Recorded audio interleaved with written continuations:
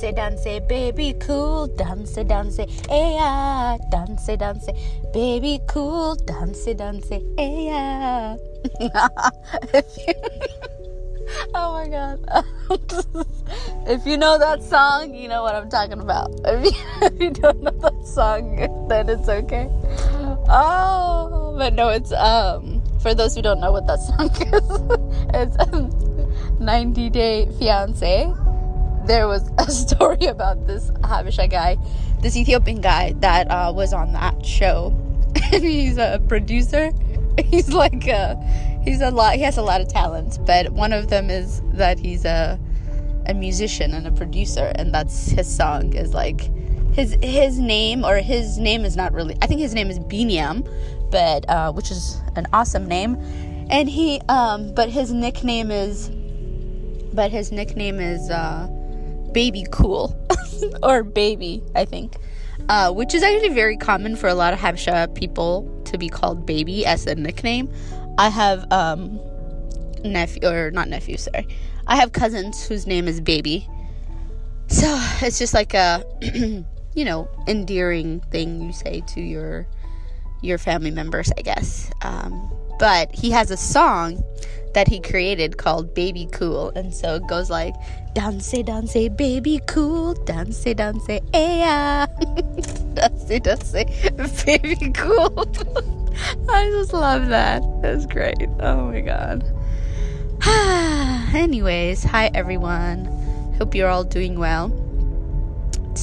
Today is Tuesday, August 13th. No, 11th? 11th, yeah, I think it's 11th. Anyways, this week is already starting out so long, and it's only Tuesday morning, and I'm like, is it Friday yet? What's happening? My brain is mush.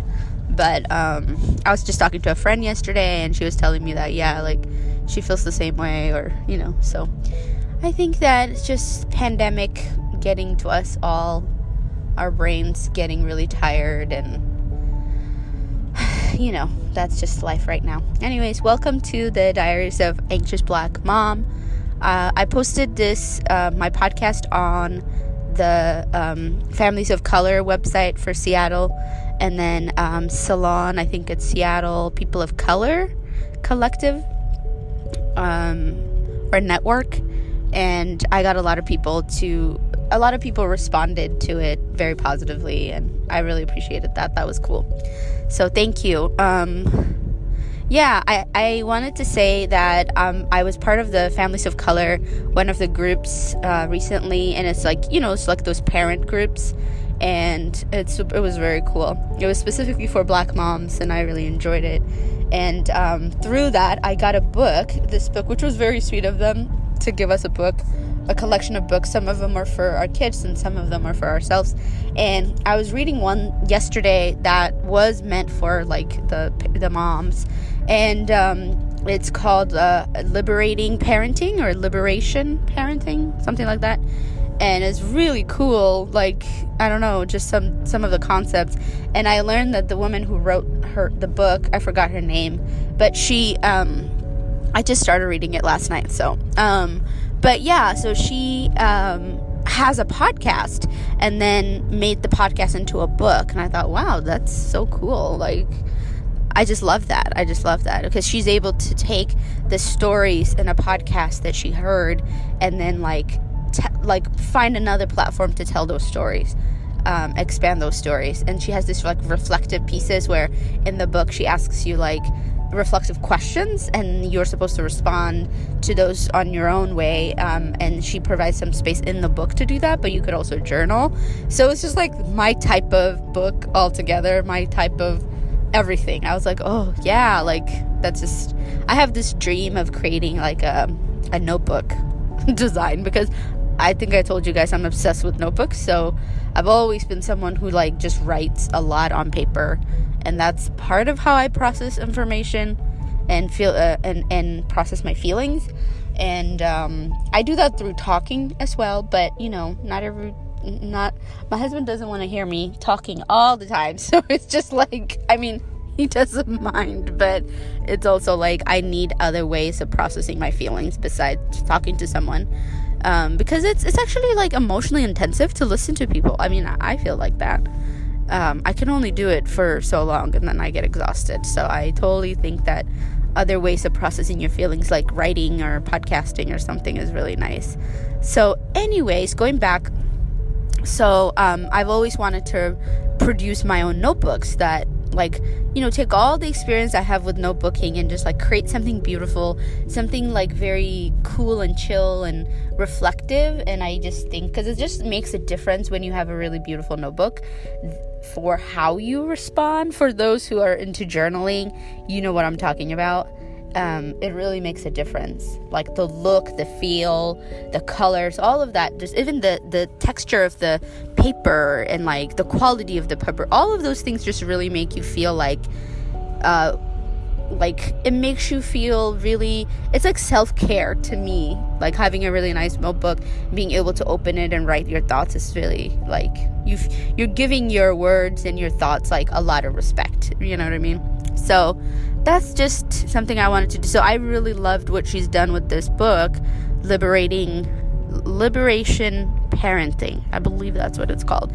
But the idea is that, like, you know, Black folks and maybe even other people of color, because of the trauma they experience in living under white supremacy cultures, that they end up, like, their survival response to those things then make them sometimes kind of parent from a place of fear. So instead of, you know, allowing our kids to really be free and grow the way that they want to and be creative, we might be limiting our children because we are responding from fear of kind of the experiences we've had, and we're nervous that they might face some of the similar challenges that we faced.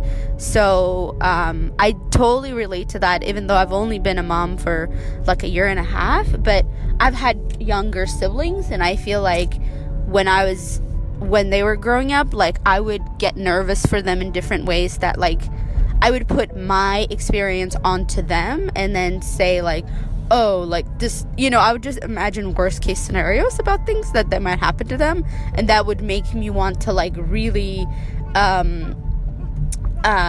be very strict with them about things. And obviously I'm not their parent, but I'm the oldest, you know, growing up too, I was the oldest kid in the house, so it's like I did have some authority and some responsibilities in taking care of them. And I remember being very strict about some things, and I think that was really insightful to hear that some of those experiences might be coming from our own experience, some of our negative experiences, but especially when you're a person of color and Black, maybe then there are some of those oppressive experiences that you bring into the parenting relationship you have with your kids, and how that might not really, even though you think it might be helping them, might actually not be helping them.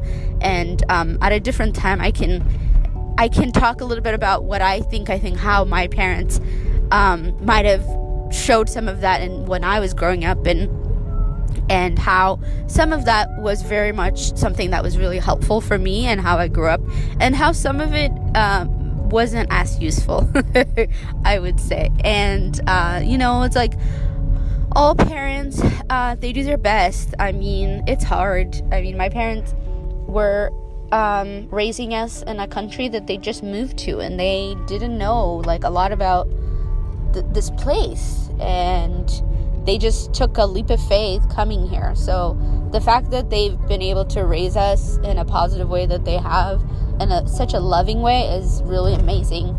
And you know, in that too is like not everything is perfect, because there's definitely things that they had to, there were just things that they had to really, I don't want to say compromise, but just what's the word, like I can't think of the word, but like they had to give up or compromise like their health or how much they work, their rest, their joy, their, you know, rest. Like they just didn't do that. They never take vacations, all of that kind of stuff. And then what is the impact that has on us as the kids, you know? And then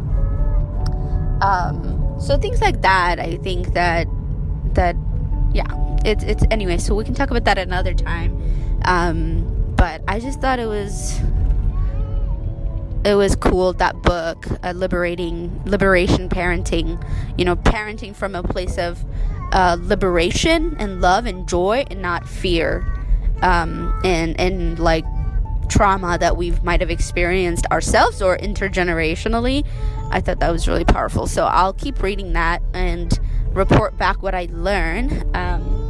And for those who've maybe experienced her, or because she does workshops, I believe, all over the country. So if you guys know about her and have thoughts about that, let me know. I'm going to create an email address for this podcast. But in the meantime, you could find me on Facebook and Instagram as Salam Misgano, and you could also just leave a comment on Apple Podcasts.